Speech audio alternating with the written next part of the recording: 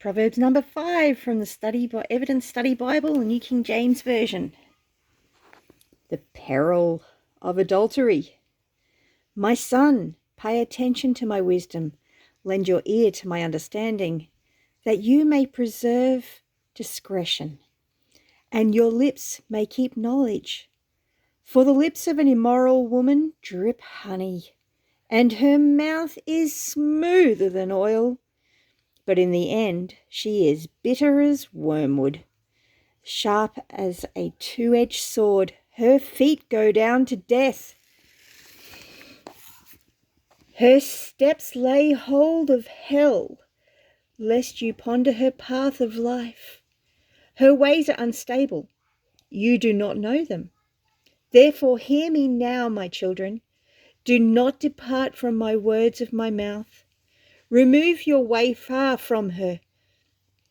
Do not go near the door of her house, lest you give your honour to others, and your years to the cruel one.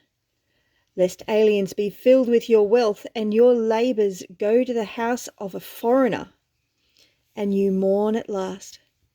When your flesh and your body are consumed, and say, how I hated instruction, and my heart despised correction. I have not obeyed the voice of my teachers, nor inclined my ear to those who instructed me. I was on the verge of total ruin in the midst of the assembly and congregation. Drink water from your own cistern, and running water from your own well. Should your fountains be dispersed abroad, streams of water in the streets, let them be only your own, and not for strangers with you. Let your fountain be blessed, and rejoice with the wife of your youth, as a loving deer and a graceful doe. Let her breasts satisfy you at all times, and always be enraptured with her love. For why should you, my son, be enraptured by an immoral woman, and be embraced in the arms of a seductress? For the ways of a man are before the eyes of the Lord, and he ponders all his paths. His own iniquities entrap the wicked man, and he is caught in the cords of his sin. He shall die for lack of instruction, and in the greatness of his folly he shall go astray.